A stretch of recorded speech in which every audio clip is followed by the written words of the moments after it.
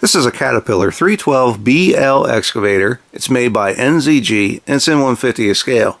Now this is kind of an interesting model. It's pretty unique for the fact that when it was made, there weren't a whole lot of excavators out there in the 12 metric ton class.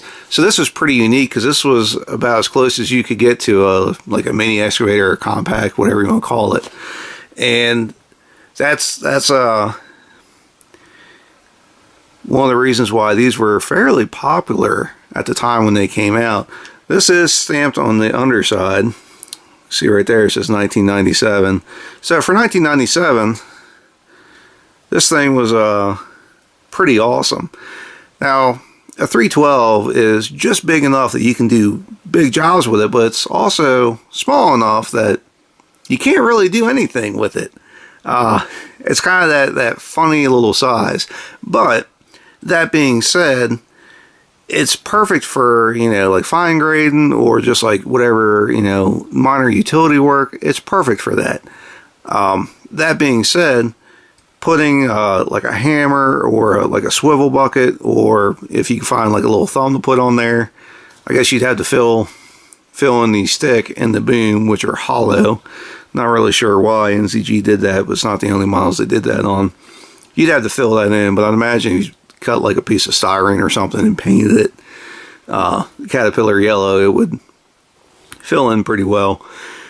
But anyway, the point being, you can put any number of attachments on the stick of this thing and it's going to look pretty good. Something else that's interesting, and one of the other reasons why I think it was fairly popular, is even though it does have rubber tracks, they're made up to look like it's got metal tracks linked together. And if it's sitting on the shelf and you see it and you don't know that they're rubber tracks, you might not guess. They're really pretty well done for being rubber. And something that's interesting is they roll really well, which rubber tracks don't usually do that, which is kind of interesting. NZG did a really good job on them. Something else that's kind of odd is the blue cab glass. I don't know why NZG did this, but they did, and it is what it is, but I've always thought it looked strange to me. Overall, though, it's a really nice model. It's got a good weight to it. The cylinders are all nice and stiff. It'll hold any page you want to put it in. And the range of motion is excellent. I mean, it's just pretty much anything you want it to do, it'll do. I mean, that's just about perfect there.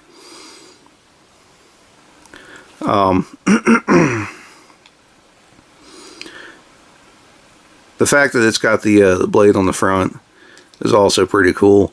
Now, I saw a listing here not too long ago that it had this listed as being a rare model, and I kind of had to chuckle at that a little bit, because I can remember a time not too long ago when these things were a dime a dozen.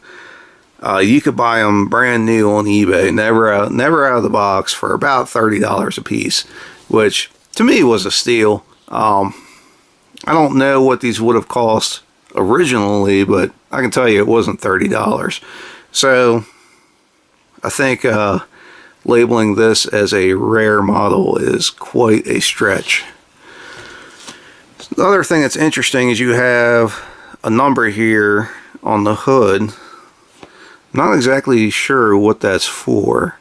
I can't imagine this would have been, a numbered release, but that's kind of what it seems like. It doesn't say it's a launch edition or anything like that, so I'm really kind of curious about that.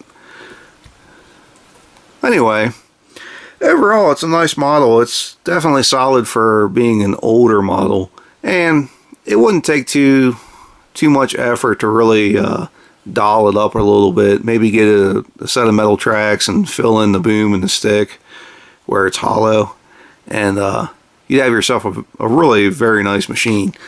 Anyway, that's about it. If you have any questions or comments, feel free to ask. If If you'd like to see more of what we have, please subscribe to Maryland Construction Diecast, and thanks for watching.